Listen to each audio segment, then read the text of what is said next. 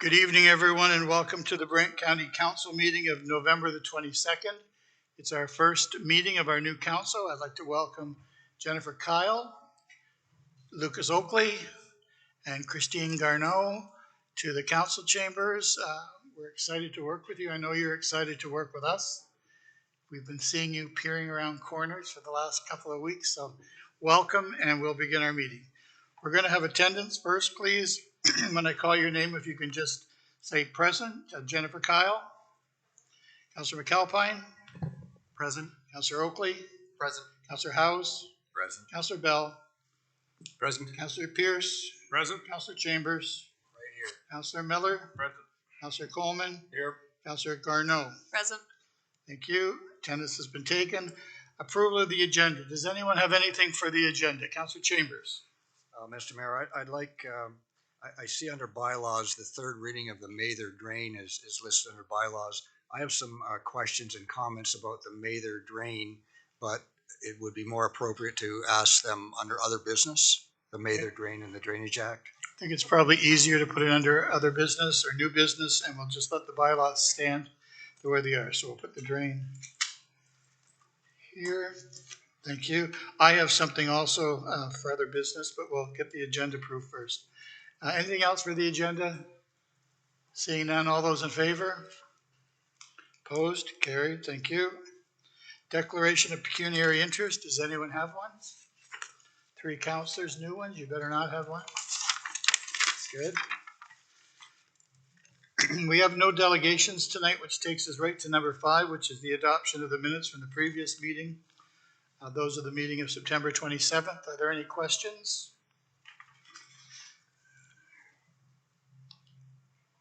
No. Councillor House? You want me to read them? Yep. Moved by myself and seconded by Councillor Kyle that the County of Brant Council minutes of September 27th, November 3rd, and November 15th, 2022 be approved. All those in favor? Opposed? Carried. Now is there any business arising from those minutes? Councillor Miller? Thank you, Mr. Mayor. From September 27th, 2 months ago, there was a request to look into whether we needed a school crossing guard on Maple Ave in Burford, and I just wondered, since we are 2 months from that date, I just wondered when we might see that. Councillor, Mr. Bradley? Through Mr. Chair, I don't have the answer to that, but I can follow up on that. I believe council's deferred that to staff, so we may have already put that into action. So, but I will follow up with that. Councillor Miller? Yeah, the CAO is quite correct. It was referred to staff, and I was hoping to see something. So, okay, if you could follow up, I'd appreciate it, Michael. Thank you. So, three, Mr. Chair, deferred to staff. So I believe that those reports come to staff, and we make the decision on those. So we might have already made the decision, but I'll follow up on that and confirm. Any other questions? Business? Seeing none, we'll move to 7.1, please. Consent items to be approved. There are none. Takes us to 7.2, consent items to be received, and there's quite a lot of them. Does anyone want something separated? Councillor Bell? Well, do you want me to put it on the floor first? I'm sorry? Do you want me to put it on the floor first, Mr. Mayor? Yep. Yeah, okay. So moved by myself, seconded by Councillor Oakley, that consent items 7.2.1 to 7.2.18 be received as information. Okay, and what are we separating? Councillor Miller? Mr. Mayor, I don't need them separated, but I would like to speak to 7.2.11 and 7.2.15. 7.2.11 and I'm sorry, 13? 15. 15. Okay, you want to speak? Anyone else? Councillor Bell? Yeah, thank you, Mr. Mayor. I'd like to speak to 7.2.17. 17, and we're doing 11, and what was the other one? 17, 15, and 11. Yep. Okay, any others? Seeing none, if you want to speak to 7.2.11, please. Yeah, I read the minutes, and I just want to commend Councillor House because he was on the board at the time, and he abstained from the board's planning committee decision to issue questionnaires to municipal candidates and publish those results publicly. So I thought you made a good call on that, because I had issues with that questionnaire ever since I seen it. 7.2.15, Roma, open nominations for board of directors. I'm going to put my name in if this council is okay with that. We'll have to pass a resolution, but I'm going to put my name in for that. And I'm going to look for a resolution at the December council meeting. I think we're a big enough council. I think we're a strong enough municipality, big enough municipality. I think we should be kind of spreading our wings a little bit. I know Robert meets with other municipalities through Long Point and SCORE, and Mr. Mayor, you're on various committees. So I would like to see us during this term of council maybe reach out to some of these other organizations, whether it's OSUM, whether it's Roma, whether it's AMO, if somebody wants to sit on FCM. So I'll put my name out there, like I say, come December. So just letting everybody know. I think that's great, and I think you're right. We are big enough now. We are connected to a lot of other organizations that surround it. So that's great. We'll look forward to seeing it coming up in December. 7.2.17. Councillor Bell. Yeah, thank you, Mr. Mayor. This relates to the address that the Mayor of Brantford gave on the inauguration of his council. I thought it was a good address, and it picked up a couple of things that we've talked about before, and that's some joint work between ourselves and the city. And I pick out three particular items. One was regional transportation, which I think came through loud and clear on in the election campaign. And secondly, more affordable housing.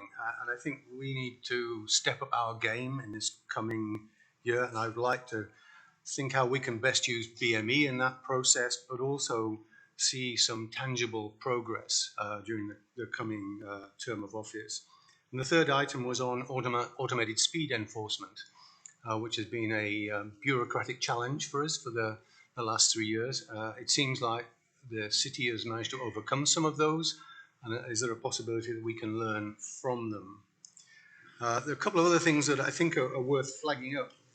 The Mayor talks about the new general hospital, and he talks about the 10% contribution that municipalities need to make to the building, and that's a huge amount of money. I mean, it's I think it's 1.5 billion was the cost estimate, so 10%, 150 million. Our 27% takes us close to $40 million, and I think it's something that we need to think about how we prepare to address that at the right time. It's clearly not needed today, but we need to have a reasonably long-term plan. And that brings me back to the financial plan that we talked about during the course of the last term, which for all kinds of reasons didn't make it. And I hope that early in this new term that we will be able to see that financial plan. And the final comment I would have is that the Mayor chose last time round, and he's done it again this time round, to get his council together and talk about ideas for the forthcoming term of office.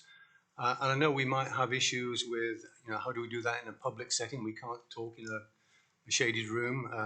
It's not an in-camera item, but I think there is a real benefit that we as leaders of the community take the opportunity now at the beginning of this term of council to lay out what we would like to see and ideas that we'd like to see developed. Not that we can deliver on every one of them, but I would like to see that we take a leadership position that our community can recognise. And I wonder whether that you might be interested, Mr. Mayor, in convening something like that in the next couple of months. Thank you. Thank you, Councillor Bell. And I had lunch with the Mayor of Brantford today, and we talked about getting a transportation plan in place right away within as quick as we can. And also the airport, we're going to get on that right away. And we're going to get on the green bins, we're going to get on the recycling, and also the speed. We're going to tag on to the back of their plan for speeders. And what we decided to do today is like we did with the Mayor's task force on homelessness and addiction. He and I are going to sit with county staff and city staff right away and try to get the transportation piece figured out to bring back to both councils within the next 6 weeks. So we want to see buses from Brantford to Paris to the county, and also to Cambridge from St. George and Glen Morris. And we also want to see something going through Burford to Harley to Woodstock quickly. It's going to be something we don't know whether we're going to do it with city buses or whether we're going to approach maybe Sharps or someone else, but we are going to do something right away because we both feel that we've been talking about it for too long. And so these are the things we talked about today at lunch, and we're going to form the committees ourselves within the next 10 days. That's wonderfully encouraging. Thank you, Mr. Mayor. I just feel like I've given my two penneth worth here. I'm sure the other 9 members of the council and yourself have also good ideas. I just wonder where's the forum that we can bring them to bear and perhaps develop things that we can move forward in the next 4 years. Yeah, we just thought that the mayor's with staff first, bringing the ideas to council, then we can fine tune them and find out where these buses would go and where they wouldn't go, and how many times a day they would be seen. So we're just going to bring you a rough skeleton plan of all of the options, and then council, of course, will take over from there and decide what goes where and when, how soon we start, and what the priority of the projects would be. Yeah, I'm 100% behind that. But that's just one item, and I just wonder whether there are other items that my colleagues here would find are worth developing over the next 4 years. And I just, when can we have that forum, or can we have that forum that allows us to bring those ideas forward? Last term we had the strategic plan, which was a really good opportunity to lay out some of these things. That was early in the term of office. I don't think we have the same venue this time around. Yeah. Mr. Bradley? Through you, Your Worship, and so thank you for bringing that up. And so I have taken the liberty of asking Mr. Crozier to provide a report to you probably this coming month, through the December committee cycle, on an update process for the strategic plan, because we have addressed most of the objectives that were in that plan. We missed, as Councillor Bell indicated, we missed a couple of them, but so it was a fairly successful plan. So we really need a new set of objectives. So I have asked Mr. Crozier to prepare a report that would lay out what I would call a strategic plan update process. And I think as part of that process, there would probably be a forum for council to get together, like we did last time, probably with Glenn, our facilitator, who's done so much good work for us over the past 4 years, and have another priority setting session. So you will see that from Mr. Crozier. I would think probably December, if not early January in the committee cycle. So, thank you very much. Thank you, Mr. Mayor. Yeah, I found today at lunch too that things had changed between the mayor of Brantford and myself. We both are settled into a second term. I think we know our place. I think we found our place, and I think that you'll see things happening quicker moving forward. We hope that anyway. We want that. So and he paid for lunch. I just want the minutes to show that he paid for lunch. Thank you. I didn't pay 17% either. So thank you for that. Are there anything else? Anyone else want to separate anything else? If not, call the vote. All those in favor to receive? Opposed? Carried. Thank you. Staff reports. Number 9, 9.1. Councillor Garneau. So moved by myself, seconded by Councillor Howes, that the 2022 December and 2023 Council and Standing Committee meeting schedule be approved as presented, subject to any amendments made by the resolution of Council or special meetings at the call of the Mayor and or Chair, as provided for in the procedural bylaw. Any questions? All those in favor? Opposed? Carried. Thank you. 9.2, Councillor McAlpine. Moved by myself and seconded by Councillor Pierce that report RPT 051722, an overview of Bill 23, More Homes Built Faster Act 222 be received, and that report RPT 051722 be forwarded onto the province of Ontario as the County of Brant's comments on Bill 23, More Homes Built Faster Act 2022, and as associated consultants posted on the Environment and Registry of Ontario Regulatory Registration as appropriate, and that the County of Brant requested that the Province of Ontario extend the commenting period on Bill 23, More Homes Built Faster Act 2022, to allow additional revenue review and consultation time, and that the report be shared with conservation authorities having jurisdiction within the county of Brant. Thank you. Pam is here to answer any questions. Councillor Howes, do you want to make an amendment or do you want to speak to this? Thank you, Mr. Mayor. I do have 2 or 3 questions, if All you right. could indulge me, and to Pam, and then that may result in a suggested adjustment. Okay. Are you prepared to bundle up 11.3 into this? Sure. Or do you want to still hear 11.3 separated? No, we can bundle it all together. I think Okay. that would be appropriate. Okay. Councillor House. Through you, Mr. Mayor, to Pam. Thank you for this very thorough report on a complex and important subject. For the benefit of residents who may not read this report, a couple of questions came to mind when I went through it related to a couple of my biggest concerns about Bill 23. While the bill does include some incentives toward creation of affordable and attainable housing and rentals, the proposed new municipal housing targets do not seem to specify housing types. Doesn't this mean that southwestern Ontario could just end up with more large homes rather than the modest housing products that we need? Also, as proposed, it appears to me that Bill 23 would result in significant municipal costs related to growth coming from the wallets of taxpayers instead of the wallets of developers. I believe that the Association of Municipalities of Ontario estimates that provincially at $1 billion per year, possibly the transfer instead of costs coming from developers. Closer to home, as I read your report, if I've read it correctly, our consultants indicate that the bill could result in $15 million in costs that would transfer to our taxpayers instead of from the developers. So I wanted to just ask you to speak a little bit more about that and to confirm that I am understanding that correctly. And lastly, with all of this in mind, it seems to me that we should be sending a stronger message to the province than just asking for more time. Your report requests an extended commenting period.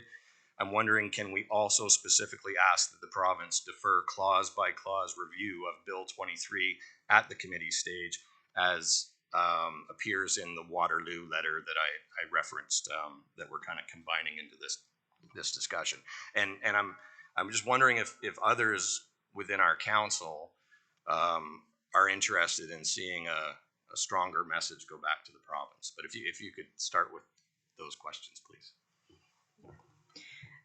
Through you, Mr. Mayor, to Councillor House, some great questions. And I don't have all of the answers here tonight, just to keep in mind this isn't coming from the County of Brant. This is obviously from the province, Bill 23. And with me here too is Heather Mifflin to hopefully help, and also Michelle and Brandon from our policy team are online to help answer questions of council as well. What I can tell you is that we do know that there are some cuts in development charges for affordable housing projects. We understand that kind of the wording in the bill right now is that rent is no greater than 80% of the average market rent, and that's what they're defining as affordable in the bill. To give you kind of some information on what that looks like for the city of Brantford or the county of Brant, the 2022 average market rent rates for a studio or bachelor apartment were $1,116, and 80% of that would take it down to $893. So that's as per the definition that we're looking at in the bill. CMHC usually talks about affordable housing as not market rent, but as a household not having to pay more than 30% of their gross income for housing costs. I believe it's a little bit unreasonable to think that affordable housing crisis will be saved by the private sector. I've been in this business long enough that I understand that true affordable housing is developed with partnerships, and partnerships between federal, provincial, municipal governments, not-for-profits, cooperatives, charitable organizations, and other agencies. So that's the information that I can share with you as to what we know today. In terms of your second piece on could we alter the resolution for clause by clause, absolutely. We would take that amendment. what I can also share with you is we know that this bill is turning quite quickly, and they've had discussions today, and they are going through it clause by clause. Brandon can probably speak a little bit more to that because he's been watching what's been happening, but we understand that as of today, there were 70 amendments or so in the House, and we do know that perhaps third-party appeals are now off the table, so being put back in as to keeping them, and then some infrastructure and green design be back in as well. So absolutely, we can include that.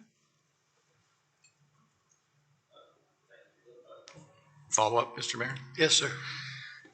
Thank you. And I appreciate that, and hopefully the rest of council is comfortable with adding the clause by clause issue, although it sounds like that's happening anyway. But we still want to send the message. Back to the issue of the, like, Bill 23 illustrates municipal housing targets for a number of municipalities, but am I correct in that it doesn't specify what type of houses they have to build? Like, my fear is that the province's approach to solving the housing crisis, and I agree that we have a supply and demand issue, but I also believe that we have an issue related to the types of houses that are being built are profit driven, which is okay, but they're $800,000-$900,000 homes, $1 million homes. That's not helping the people who really need the help. I often use the term modest housing to serve people starting out or seniors who want to downsize. I don't see anything in Bill 23 that starts pointing us towards that solution to the problem. Do you? To Councillor House, neither do I. Okay. All right. So is there a way for us to send a stronger message back to the province if this council supports and such? Through the mayor to Councillor House again, this report is pretty standard with other colleagues in other municipalities. They are asking, much like we are, for more time to look at the bill, to look at the ripple effect, the unintended consequences that some of the wording has in the bill. I don't know, as a staff member, what else we can do to make a stronger message to the province, but I'm open for suggestions. Okay. I don't want to talk across the table, but through you, Mr. Mayor, do other members of council share my concern, and is there a desire for us to send a message like the Waterloo letter that's just more tailored to there are elements of that Waterloo letter that are specific to their regional municipality, and I'm just hoping there's a way for us to send a stronger message other than the sincere one that says we need more time. Councillor Bell? Yeah, thank you, Mr. Mayor. I agree totally with what Councillor Hounsey just said, and I just wonder whether our voice is enough, and whether it shouldn't be an AMO voice or a Roma voice that actually builds on hundreds of municipalities that have the same concerns that we in Waterloo have. I'm not saying our voice isn't worth listening to, but it has to be part of something bigger, I think, for the government to make a shift in its position. And I don't know whether anybody can advise whether AMO or Roma are taking a position that will address the things that Councillor House has just mentioned. Anyone else want to speak? Councillor Chambers? Then Councillor Miller? Just first of all, I'll indicate that and I don't know whether it was circulated to members of council or whether we got that, but the Long Point Conservation Authority has, by press release today, issued their response to Bill 23 from the Conservation Authority's perspective. If we didn't get that, I will circulate that, and if staff got it, perhaps they can circulate that as well. It deals with the Conservation Authority issues with Bill 23. And they are working with Conservation Ontario, which is the equivalent of Roma or AMO to the municipalities. And having said that, it's easy to find fault with the Bill 23, and we can send in comments in opposition to this, that, and the other thing. But what I would like to see is the message that we should be sending to the province is what Brant County is going to do to maybe swim in the same canoe. What are we going to do to try to address the housing crisis here in Brant County? That's the message we need to be sending to the province, what we think we can do, rather than to continually say, you can't do that, you can't do that, you can't do that, because we all agree that there is a housing crisis, and we all agree that the style of housing, if that's the right word, the attainable housing, the affordable housing, the all kinds of different growth related things are at issue. But what are we going to do about that? And the way we can do that, and the way we tried to do that before, is through our official plan, which is sitting at the province. But since we've sent it off to the province, there's been legislative changes all along the way. So I think we should pull our official plan back and send a message through our official plan on what we want to do, what Brant County can do to address the housing crisis. Because we're not going to address the housing crisis by saying we don't want growth in Brant County, or we're going to tap the brakes and we don't want this and we don't want that and we don't agree with it. What are we going to do? Let's be constructive and send that message to the province along with what we don't like about Bill 23. And there's lots not to like about Bill 23, but maybe there's some things that are good about Bill 23. And the province is pretty serious about this. There is a housing crisis in the province of Ontario, and they want to do something about it. And the approach they're taking is to make development easier. And that's contrary to what we do in the municipalities, is trying to make it harder and throw more conditions. So we've got to come together on this to address the problem, and being at opposite ends of each other isn't conducive to a solution. So we need to maybe tell them what we can do and what we need to decide what we're going to do, because just saying that we're not going to do anything isn't the answer. Thank you. Councillor Miller? Thank you, Mr. Mayor. I'll just say I did like the report. I liked staff's response. I thought it was a very balanced approach. Made a lot of sense. Been knee deep in the planning process for a while. I think at first blush, planning there seems to be a lot of red tape. It seems to be quite bureaucratic, and I think that's how the province is tackling. But there is some nice balance there, because new growth is you get the input from the existing residents, and at least they can have input in it. Where Bill 23 kind of wants to take that all away, and I don't agree with that. So I did have a question, but through you, Mr. Mayor, I think Pam answered it, but I'll ask it anyways, just to be clear. Now, page 9 of your report, page 9 of 17, or 195 of our package, they were talking about limiting appeals to the OLT. So, in other words, only certain parties could appeal it. And for example, someone that couldn't appeal it would be a neighbor. Is that correct? Were they trying to take that away? Through you, the mayor, to Councillor Miller, yes, that was the intent, but we understand as of today that may be back in, third-party appeals are back in. Okay, I'm just gonna, one more question, Mr. Mayor, I'll follow up. And if they took that away, is that just for housing, or would that be for anything, like a gas station, or would that be for any planning application? Our understanding is that would be for anything. Wow, okay.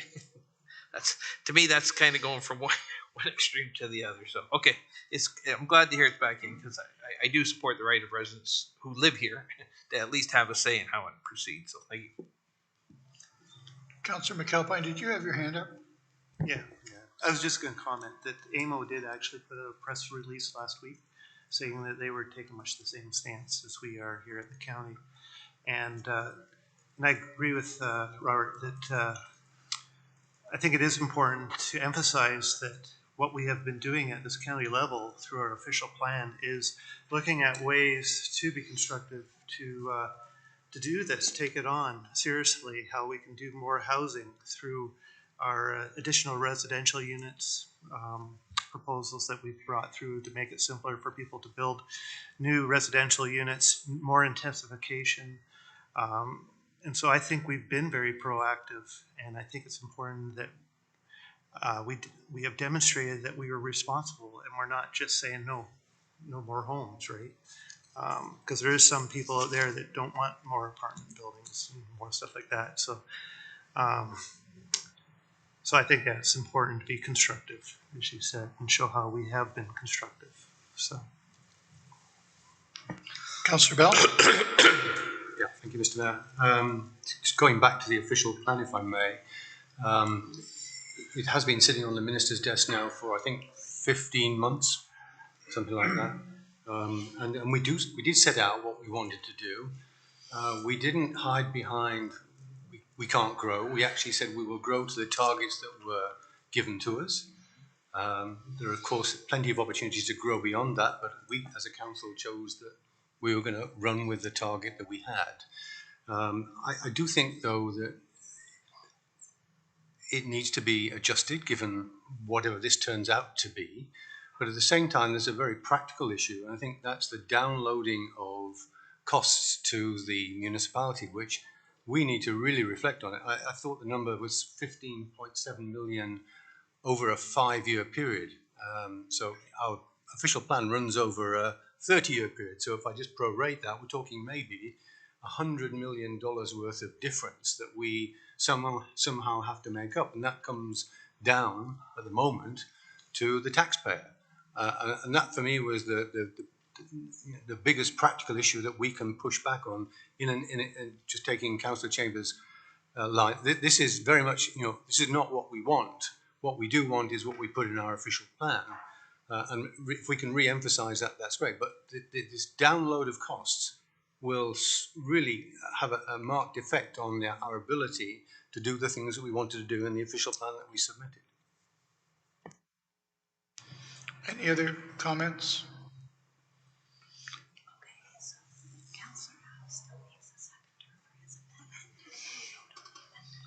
Okay. If there's no other comments, that we still need a seconder for your amendment if you're going to put it in the form of an amendment. Right. Excuse me. Thank you, Mr. Mayor. So, is this specific to the Waterloo letter? Just in what you want the council to support you on going forward. Okay. So my request was that we add the clause by clause line from the Waterloo letter to our response to the committee. I'm proposing that as a motion, and I believe I have Councillor Oakley as a seconder. Okay. Yeah, we're going to have it reread so that we're all clear as to what it was. Thank you. Through you, Mr. Chair. So the amendment would be inserting a final clause at the end of the recommendation included in report RPT 15-22, and that the County of Brant requests that the province defer the clause-by-clause review at the committee stage. Does that capture it? Councillor Chambers? That's an amendment. We're voting on the amendment. Yes. I think it's an excellent amendment. I've always said that rather than supporting other municipal resolutions, it's better to send our own resolutions. So I think we might support the amendment. It's crafted by yourself rather than supporting others. Thank you. Are there any other comments? Seeing none, we'll call the vote. All those in favor of the amendment? Opposed? Nobody. So it's going to read, it's going to read as amended then. All those in favor? Opposed? And carried.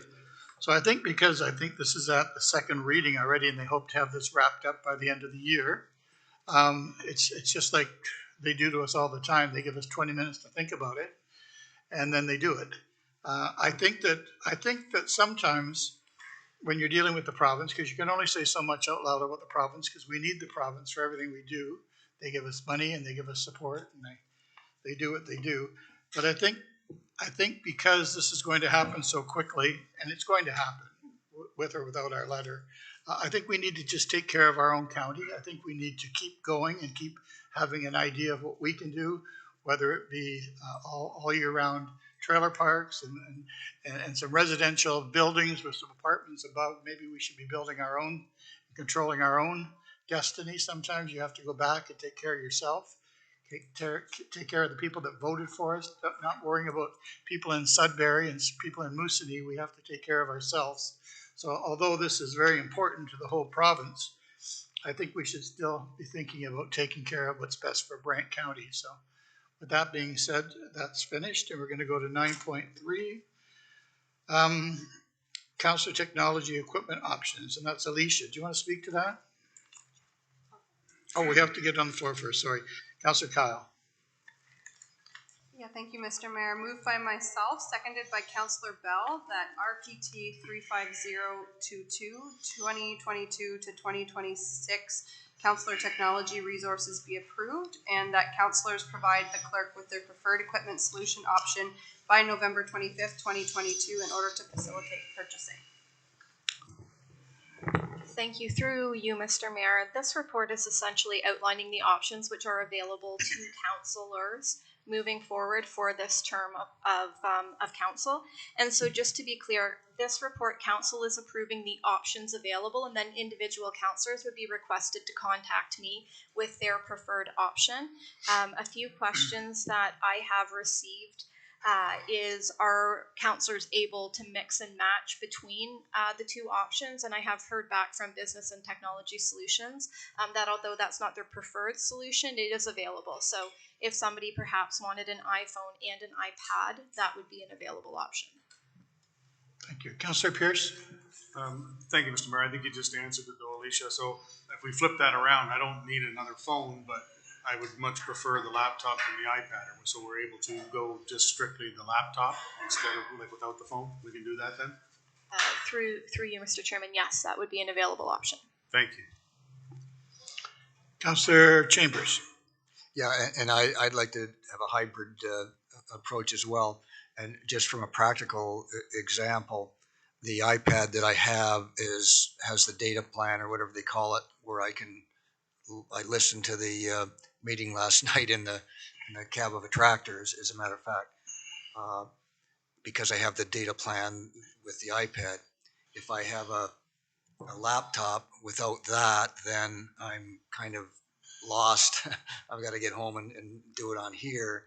And the other thing is that on the laptop, a Zoom meeting is much more visually presentable than on an iPad. So my preference is to have a laptop with a plan where I can use the laptop and see people, that kind of thing. So if there's flexibility with the options, then I think that's the preferred solution. And as far as a cell phone, I don't need two cell phones. I only got two pockets, and I keep my wallet in one. That to me, it wouldn't be an option that I would like, but I certainly like the data plans. And in some organizations, as part of their remuneration, they get an allowance for a data plan on their cell phone. So that is something we can look at as well. But I think with the options, I can find something that I'll like and without getting too much. Thank you. I think, Councillor Bell? Yeah, if I could just, Mr. Mayor, introduce a derivative of one of those options. I have the county iPad. It's far too small a screen to work with. So I bring in my own iPad, larger size. I would like to see that that's an option, the larger iPad, onto which you can put the data plan. And if you use Skype, then you can use it for telephoning as well. So you can get everything in one package. Yeah, thank you. Anyone else have any comments? I think the clerk really just wants an inventory of what people want and what combination works for you. I don't think we really care at the county what it is, as long as it works for you and it's available. So that's all we're looking for right now, is what everyone needs. Is that right? Through you, Your Worship, yes, that's correct. So in terms of the details, if anybody wanted to adjust that individually, so long as it's within the parameters of what business and technology solutions can procure, we can look at that. At this point, we're just looking to get approved from council the options that are available, being iPad, laptop, iPhone.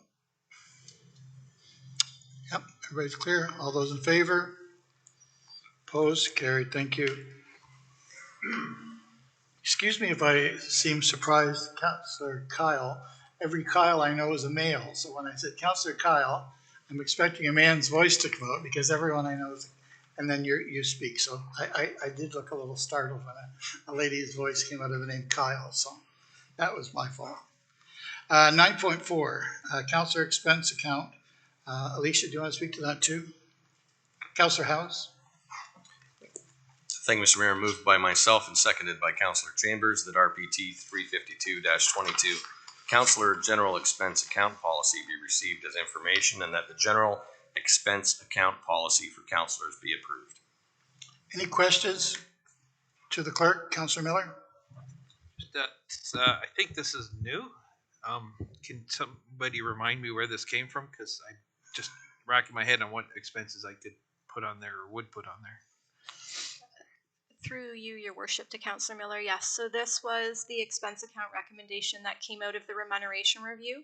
There were a couple of recommendations of things that were previously included, my apologies, in remuneration, which were actually more appropriate to be a budget line item. And so this is one of those. And so direction from council was to include this as a $500 expense account to councillors, $1,000 to the mayor moving forward in 2023, and to create a policy surrounding the use of that account. Thank you. Any questions as to what that means? No, everyone's got it. All those in favor? Opposed? Carried. 9.5, Councillor Oakley. Thank you, Mr. Mayor. Moved by myself, seconded by Councillor Miller, that council approve the participation of council members in a short introductory video to showcase on County of Brant communication channels with the aim to support building a positive relationship between the council and the community. Is Melissa here? Speak to her? No. Are there any questions? It's pretty clear, I think. All those in favor? Opposed? Carried. Communications, there are none. Resolutions, notices of motion. We have 11.1 notice of motion. Councillor Bell. Yeah, thank you, Mr. Mayor. Just for the benefit of my council colleagues, I plan to have this come forward to the admin and operations meeting in 3 weeks' time. But I wanted to give a bit of background so that people are aware of the context. And it may seem a very specific notice of motion, so the background is important. Ward 3 councillors and the mayor have been involved in a heated dispute between neighbours that centred on initially the proposed installation of a 12-foot privacy fence between two new homes in the Mile Hill subdivision. The resident proposing to install the fence initially failed to seek a variance from our fence bylaw and proceeded to install 5 fence posts, each of about 14.5 feet. Neighbours on all sides complained and caused the resident to seek a minor variance through the Committee of Adjustment, which then subsequently rejected the request. Rather than removing all the fence posts, the resident elected to leave the 2 end posts in situ and has installed a zip line between them. And this has caused further angst and has led to one affected resident to list his home with the intention of moving.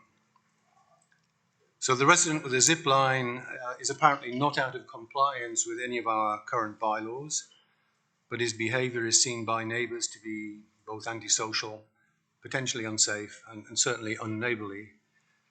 It's ultimately a civil dispute and out with municipal jurisdiction. But I want to move away from this specific and generalise the issue. The issue here is that, in my mind, this is an example of an activity that could readily be accepted in older subdivisions with larger lot sizes, but cannot be so readily accepted in newer subdivisions with smaller lot sizes and very connected yards. And this is a consequence, a direct consequence of intensification. And it joins a list of other issues that we as a council have got to get to grips with during this term. Parking. At the last council meeting of the last term, we talked about parking issues in Southwest Paris. We as Ward 3 councillors have been involved in issues related to children playing safely on the roadway, Arlington Parkway to be specific, where people have got their baseball or basketball nets too close to the road, which is out of compliance with our current bylaw. We, as the old council, basically agreed that we needed to update the fireworks bylaw. And if you can recall, the council had that discussion about where can you have a firework party, and we agreed in principle that you need a necessary yard size of a minimum of 400 square meters to perhaps even 900 square meters to accommodate a private fireworks party. The common thread is understanding the unconsidered impacts of intensification. And I think we in this term of council need to put in place a set of bylaws that reflects this new urban reality in Paris, and that will come soon to St. George. If I looked at the site plans for what's going to happen in St. George, you're going to have exactly the same issues there. So my draft motion may not be ideal, and there may be unintended consequences arising from it, but I believe that we as council must recognise, we must lead, and we must manage the regulatory and societal changes that come with residential intensification. And as I said, I propose to bring it to the next Admin and Operations Committee meeting for consideration. I hope that helps you understand where this is coming from. Thank you, Mr. Mayor. Are there any questions for Councillor Bell? Councillor Chambers?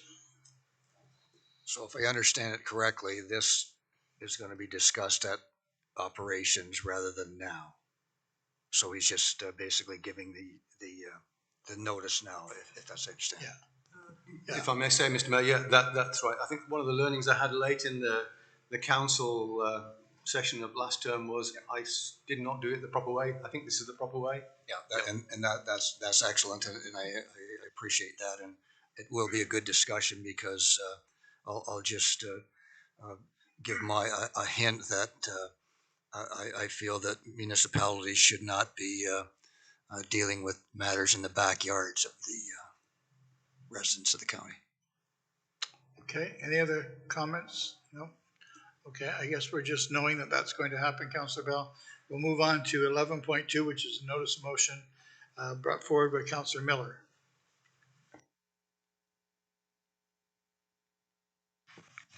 Do you want me to speak now? Okay, I'll just, I think it's pretty self-explanatory, and I think I've talked to everybody around the table about this, and I think Councillor House put it most succinctly when he says you don't want to find out that you're the chair of the December meeting 5 minutes before you're delving into the agenda. So we just need to suspend one procedural bylaw to do this ahead of time, and hopefully we can do that at next Tuesday's council meeting before the December planning meeting, where we have, I believe it's 6 applications for decision, 11 for information, and 5 in-camera items. Thank you, Councillor Miller. Councillor Pierce, please. Thank you, Mr. Mayor. Through you to Councillor Miller. Thanks for bringing this up, because when you discussed this, I thought, you know what, this is a good idea. Planning is one of those committees where exactly what you say. It's not something you can fly by the seat of your pants. And, well, all meetings are important, but this one especially, and with the size of it, this may be just something that we start doing going forward. So I think it's a great idea, and I'll support it when the time comes around. Yeah, thank you for thinking of that, Councillor Miller. Councillor Chambers? Well, I don't want to rain on anybody's parade, but I don't support it. And I don't like suspending rules that we have in our procedural bylaw unless it's for a matter more important than this. There's no reason why we can't elect a chairman and a vice chairman at the beginning of any meeting, as we've done since we've had committees on council. So it may seem as a convenience, but the 5 or 10 minutes we take with the new members of council able to elect a chairman of a committee that they now sit on rather than a carryover, it's just something that we in my opinion, we shouldn't do according to procedure. And if the fear is that a new chairman will not be able to handle a meeting because of the content of the meeting, I think that may be underestimating any member of this council. I think that shouldn't do this, and I won't be supporting the resolution because we've, sorry. Councillor Bell, please. Yeah, thank you, Mr. Mayor.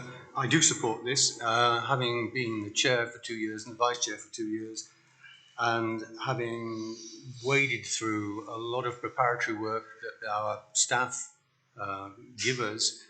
It really is helpful to be, if you're in the chair, to be aware of all that might come. And we cannot do that within 5 or 10 minutes of a meeting. It really does need a meeting perhaps days before, maybe even a week before, to get full understanding and to be prepared for what might come. So I will support the motion when it comes. Thank you. Councillor House. Thank you, Mr. Mayor. This is just a procedural question for the clerk. This is just notice of motion, right? And while I respect my esteemed colleagues entering into the debate side of things, we do that when it comes forward as a motion at the next meeting, right? Through your worship to Councillor House, yes, that's correct. So right now, Councillor Miller is just bringing notice that he will be bringing a motion forward next Tuesday. And the resolution will be on the agenda and can be debated at that time. Thank you. With that being said, we'll move on to 11.3.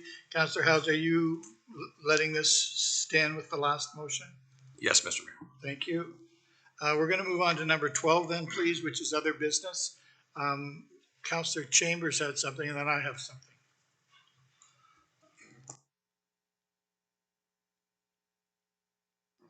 Yes, Mr. Mayor, council members will recognize that the Mather Drain third reading of the Mather Drain bylaw is on our agenda this evening, and the new members of council will not have had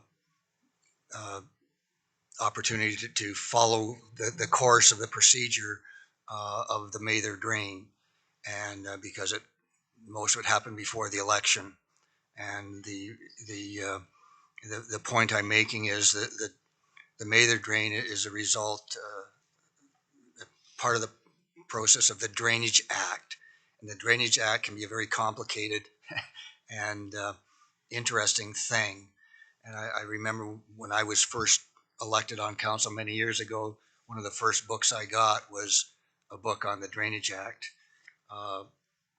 And it's, as you can see, it's been well used over the years. Specifically with regard to the Mather Drain, and Councillor Miller and I and a member of Norris Council sat on the Court of Revision, and there was no appeals. And I would suggest that the Mather Drain was a very, very simple drain in terms of nobody really objected to anything. But let's look at the history of the Mather Drain as it unfolded. And I said it occurred before the last election. Well, actually, the report to council requesting maintenance on the Mather Drain was presented to council in October 2018. That precedes the time that Mayor Bailey, the councillors, as they come around, except for Councillor Pierce, myself, Councillor Miller, and Councillor Coleman, were on council when the council of the day approved appointing an engineer for the Mather Drain. And as I said before, this is not a complicated drain. So it's taken 5 years for the Mather Drain since the time the council appointed the engineer to rectify the problem that farmers were having on their municipal drain. And we finally got to the point 5 years later where we're reading the third reading of the bylaw, which initiates and begins the construction of the drain, which would take another, I don't know how long. So put that into perspective. If in an urban area, if there was a drainage problem on a residential street, the storm sewer was backed up or blowing out, and the residents on the residential street had to wait 6 and 7 years for the process of to get the damn drain fixed, there would be hell to pay. Now, these are farmers that are trying to get crops off the land where the municipal drain is not working. And I say that because I would like our staff to have an orientation session on the Drainage Act. And I think we all need to be aware of some of the complications and issues associated with the Drainage Act. And I think there used to be, and General Manager Walton may have seen this, there used to be a billboard in the administration office in Burford with the flow chart of the Drainage Act on it. It could still be there, but it's not a difficult process. It shouldn't take 7 years from the time someone asks for drainage maintenance to occur. We are about to receive drainage reports on a couple other municipal drains that are a lot more contentious than the Mather drain. Stay tuned for the Bennett drain in Harley and outside of Harley. I'm already getting complaints about the process from people who don't want to pay anything. So before we get into the issues associated with the Bennett drain in operations and administration, we need an understanding of the Drainage Act and how we're supposed to follow through that. So my request is to for staff to have an orientation session on the Drainage Act, and so council can be prepared for when the real complicated drainage reports come to council. Thank you, Councilor Chambers. I think we should do that. We should follow that direction. I think, I don't know whether you want to put that forward and look for a seconder to make that a directive or just have it happen. I think General Manager Walton is well aware of the ramification, what can happen in terms of the Drainage Act procedure. He's an expert. He's done it many times, so I will do the prep and bring it forward to come out of rest. But okay, sooner rather than later, because downhill and fixed. Now, thank you for bringing that forward. I think we should act on that as soon as possible. If you can maybe get some sort of an information session together for all of council, I don't think it will hurt anyone, even the councilors that have been here for a while. I think we all just need to be brought up to snuff on all the drains. As of last night's meeting, I found out how many there were and where they are. So thank you for bringing that forward. Anything else? Takes us to number 12 on the agenda, which is still other business, and I have something. I was at the meeting last night regarding the growth, or actually the water situation in Burford, and I was called by a couple of people, actually 4 people, who were not happy at all about the way the meeting was going to go, even before last night. They don't like the virtual meetings. They don't. And we had a meeting in 2019 in Burford, and since I've been the mayor, it was the biggest gathering that we ever had at any point, anywhere in the county. So you know the people of Burford come out in scores when it's about Burford, and they just wanted to let me know that I should mention the fact that they're not happy about virtual anything, really, because they don't feel they're up to snuff on the technology to. There's a lot of older people, I guess, that don't feel like they could participate in meetings like we had last night. Now, last night's meeting, we had 110 people on the call. We had 88 questions from people, and not all of them, of course, were answered because we just didn't have time. It was only a couple of hours, the meeting. The meeting went very well. It was very well done. It was done by Glenn, who we're all aware does a very good public meeting. So I said I would bring it forward. Now, there's all kinds of reasons why we aren't meeting live. We all know what they are, and combinations of all of them. But I'll let Michael speak to really why they're happening the way they are. But I I had to agree with the people that called me that it's always nice to meet in person because you get to judge where people are coming from. Now, the last meeting we had in Burford with that many people, and it was wall-to-wall people, and I was approached outside that meeting by 14 people who didn't agree with anything that was said in the meeting, and the meeting was very hot and very heavy. There was some bad language and some bad feelings that night because they're all passionate about the village of Burford. I understand that. I'm very passionate about pieces of St. George also, so I get where they're coming from. But I also understand that 300 people or 250 or whatever it was in that hall didn't agree with the 14 people that caught me outside and said, don't listen to them. They don't want change. They don't want anything.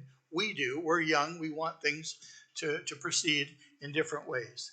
So it's a difficult situation. And right now, I don't think we have a hall big enough that if we did a public meeting for Burford anywhere in the county, even if we have halls that are bigger than the Ag Center in Burford, I'm not sure where we would hold one. We would have to maybe even go into the city to get a hall big enough to handle the people that would come out to address the growth or the water or the lack of water or the resistance to have water. I think we have to know what's going to happen.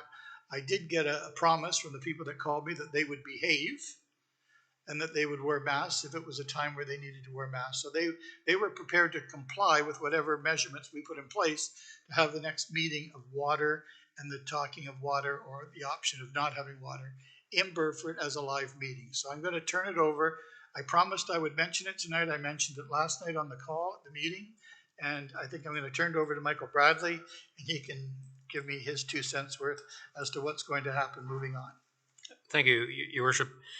You know, so maybe to start, I mean, I think the public meeting, the notion of a public meeting has certainly changed over the last 3 years because we, you know, prior to COVID-19, virtual meetings were not really something we did with municipalities. And after COVID-19 hit, we started to use virtual meetings fairly effectively in a lot of ways, including for public meetings. But prior to COVID-19, we started to see a trend with public meetings. And I think, Mr. Mayor, you mentioned the first public meeting of the Burford Water Wastewater Environmental Assessment, which was a big meeting. But the biggest meeting we had was the last public meeting we had for the Grand River Street North Environmental Assessment. And that was at the Paris Fairgrounds, the Ag Hall at the Paris Fairgrounds, which is the largest room in the county. And we ran out of space. And so we had people standing outside. And it became very apparent to us at the staff level, and I think we had some discussions with councilors that, you know, these meetings, these are big topics. We've got a lot of stakeholders in these topics. They're complex. And it's starting to get very hard to host everyone that wants to be part of these in a single room here in the county, because our biggest room is that Ag Hall room.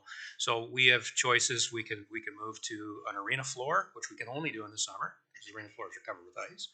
That's our second big, that's the only other bigger space we have here in the county, or we have to go into the city, you know, which I don't think is an optimum solution either. So the question I think that council needs to wrestle with, and we don't have to wrestle with it tonight, staff can bring a report back on this topic and you can consider options, is whether we want to continue to have the single public meeting in an in-person environment, noting that we may run out of space, that we may have to start turning people away. We have had to turn people away from public meetings in the past because of crowd size.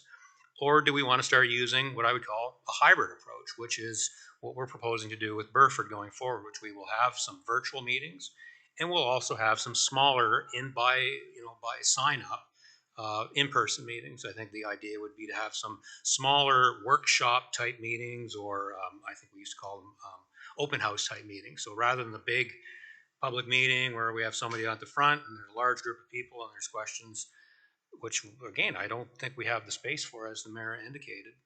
Or do we want to break those up and we can actually have people that want to come out and have some face-to-face discussion, sign up, maybe we can have 50 or 60 people, have good conversations with those, and we might have to have 4 or 5 of those to make those work. So we can do them safely in a way that we can accommodate the number of people that want to get engaged. So I mean, I don't think that this has to be solved tonight. That is our current plan with the Burford Water Wastewater Stormwater EA, is to use some virtual meetings and some smaller in-person meetings. But if council wants, we could certainly working with our communications team, put a report forward and give you some options, because there's going to be a few public meetings over this term of council. We've got some EAs queuing up. We've got Burford, Canesville needs to, the Canesville water wastewater EA needs to get back on track. I hear some discussion about some larger scale transportation master planning. So we've got some big EAs, and they're going to draw big crowds. So again, I think, you know, our plan for Burford is to do what I just said, a bit of mix of virtual meetings, which some people like and some people don't, and some smaller in-person meetings, usually probably on a sign-up basis, so we can control that crowd size. But if council wants to go back to another option, or for us to bring forward other solutions for public meetings and public engagement, you know, we can certainly do that. So happy to answer any questions. Mr. Walton's here too. He might be able to speak further to it, but I think that gives you a kind of a flavor of where we are on that topic, noting our world has changed a bit. Thank you. Thank you. I think Mr. Walton said last night there's going to be 2 more meetings coming up for Burford. I think one of the concerns too, by one of the people that called me, was the fact that everyone hears something different, and the idea of getting together in one group, everyone hears the same thing at the same time, and there's no confusion. That was just one of the things that I heard. Councillor Pierce, do you want to speak before? Yeah, just very quickly, I guess, you know, my way of thinking, and we've spoken about it through last term of council, even the term before that, that of course COVID changed things, but we need to have multiple ways for people to get involved. And I think the hybrid is the best way to go, because, you know, as you were saying, Mr. Mayor, there's some people that don't, you know, they didn't understand how to get onto a Zoom and all that kind of stuff. Well, that maybe they want to go into the in-person meeting, but there's people out there that, you know, may be working at the time, may have other commitments at the time, but if there's that option of a hybrid that they can Zoom in, we want the more people there. I don't want to say the more the merrier, but if it's important things like you say, we want people to be able to take advantage of that. And I think we need to have options, and I think this is definitely the right way to go. Mr. Walton. Through you, Mr. Mayor, to council. Just to hold out to council what is actually happening here. So last night we had the virtual meeting, which actually was taped and will be on the internet for anybody to have a look at afterwards as well. On Thursday, we're having the in-person meetings, smaller groups for sign up, and I don't even think that those are all fully subscribed to yet. And we've actually offered up the opportunity for anyone to phone in and make an appointment for a phone call as well. So I think we've got 3 pretty good options there, and I think we should let this play out. Now, people will say there was 110 signups last night, but when we had the meeting in Burford, which probably had around 350 people at it, those were multiple people from a household, many of them, right? So I think that the attendance we had last night was maybe not that great, but probably a similar number when you put like 2 or 3 or 3.5 from some, or 3 or 4 from some households on the number. So I think we need to play this out. Now, there's 2 other things I want to say is that we've heard from some people in the public that they're not actually wanting to come to in-person meetings yet because of what's going on in the health situation. And we've heard from people after the meeting with the 350 at it in Burford, they were totally intimidated by what happened at that meeting, because really you get a bit of the mob mentality of the people against the project are the only ones that will speak. So I've talked to people at the Ministry of the Environment about how we do public meetings, and early on in the pandemic, one of the top people there, we talked about the whole thing of let's learn through this process of what we're doing now with the virtual and other options is how we do this better and make it more inclusive for everyone. So there's multiple opportunities, as was spoken before, and give everybody their sort of chance. So I think we've held out a really good model here, and let's see how it plays out, and we'll do our best planning for the next one as we can. And I was pleased, I'll have to admit, I was a bit pessimistic going into last night's meeting as to what we were able to present, probably not as much as people wanted to see, and what was going to get. But the meeting ran, in my personal opinion, quite well.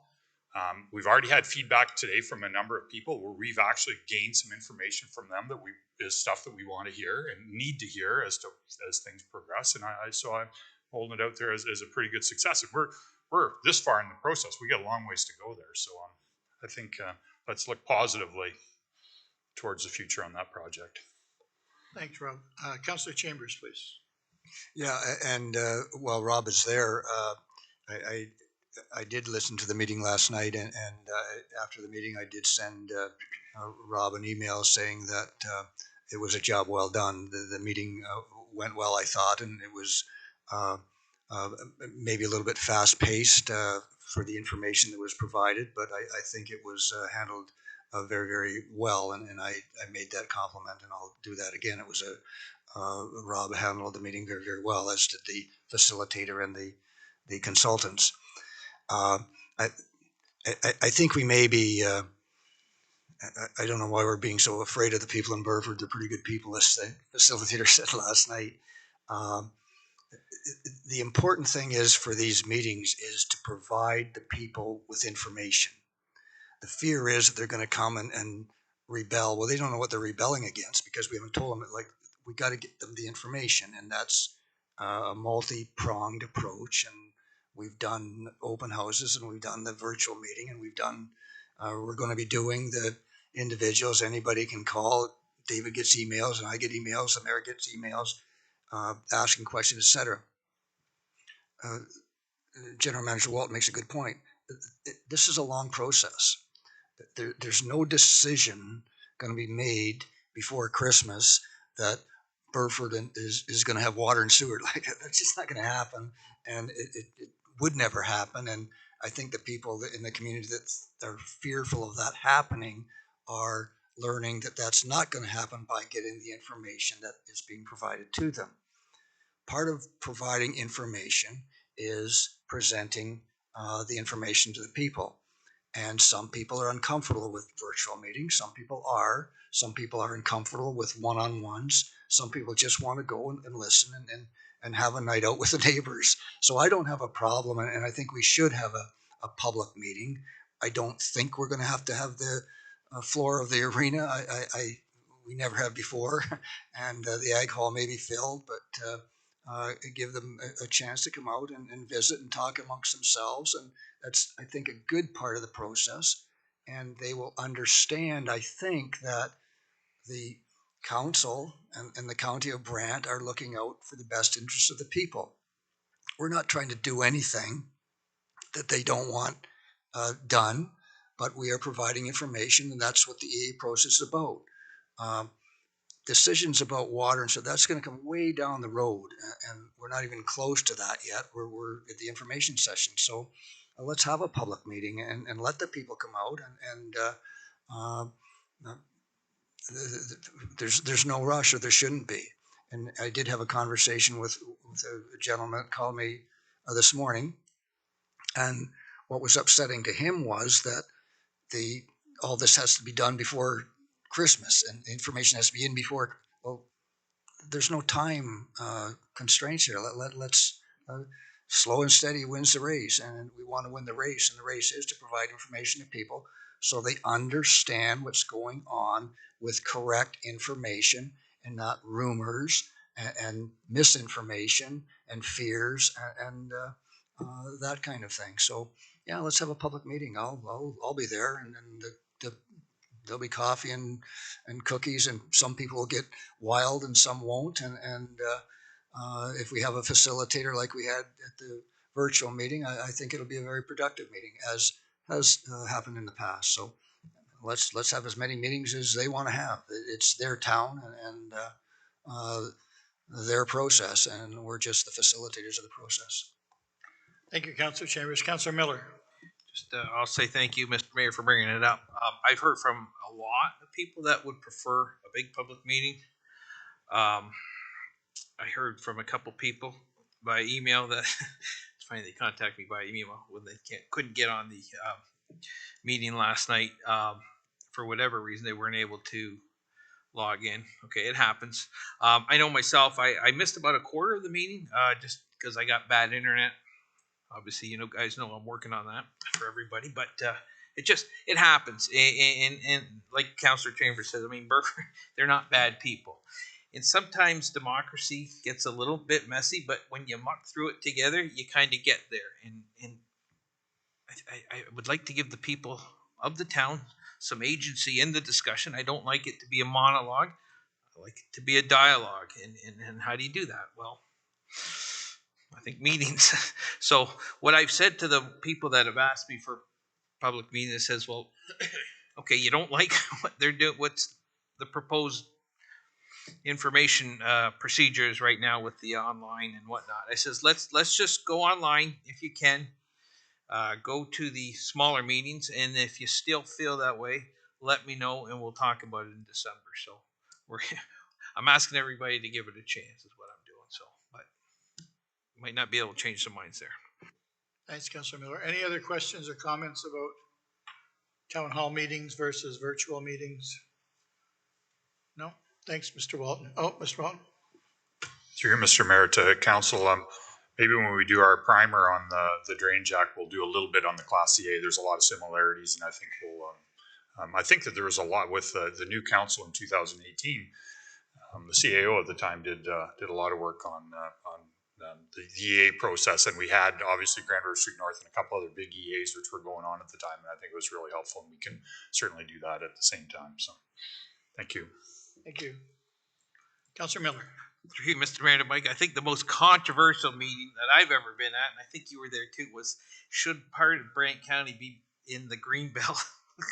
And that was at the Ag Hall. And that was very controversial. It was. Two camps were ready to pitchfork it out that night. I had my helmet on. Any other comments? No? Okay, we'll move on. With that, we're going to go in camera, and we're going to call on Councillor McAlpine to take us there. Okay, moved by myself and seconded by Councillor Carnot that the County of Brant Council convene in camera to discuss a personal matter about an identifiable individual, including a municipal or local board employee and labor relations or employee negotiations. All those in favor? We'll recess for 7 minutes.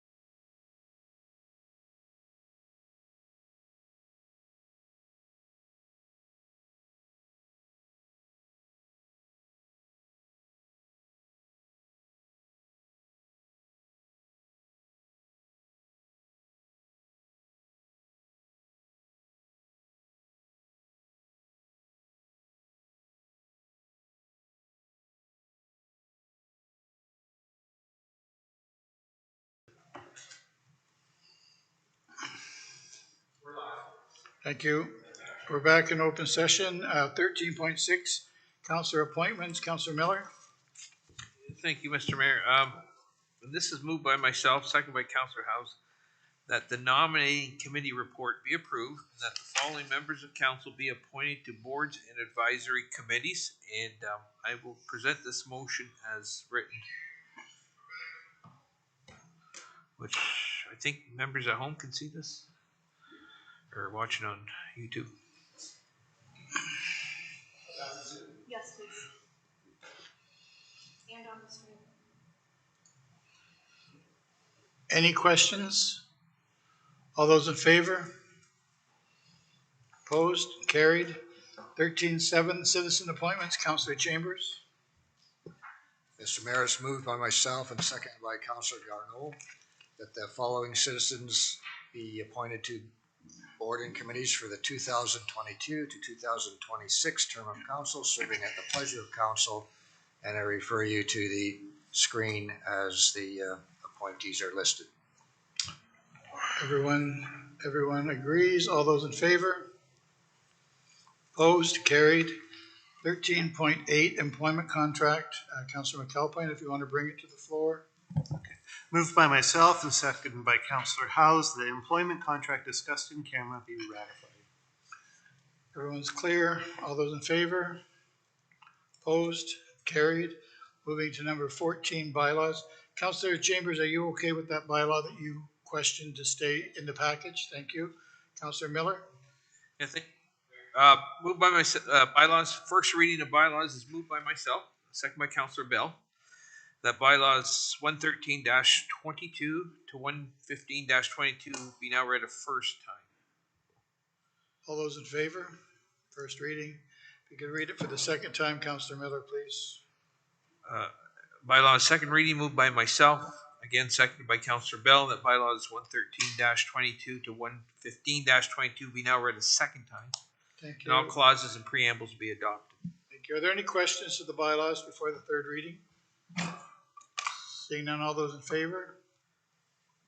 Opposed? Carried. And the third reading, please, Councillor Miller. Yep, thank you, Mr. Mayor. Again, bylaws third reading, moved by myself, seconded by Councillor Bell. That bylaws, and there's two that are being now read for a third time, were previously read first and second, and that's 66-22 and bylaws 90-22, as well as 113-22 to 115-22 be now read a third time, passed, signed, and sealed. All those in favor of the third reading, please. Opposed? Carried. Is there any other business for the betterment of the county of Brant? Anything anyone needs or wants to say?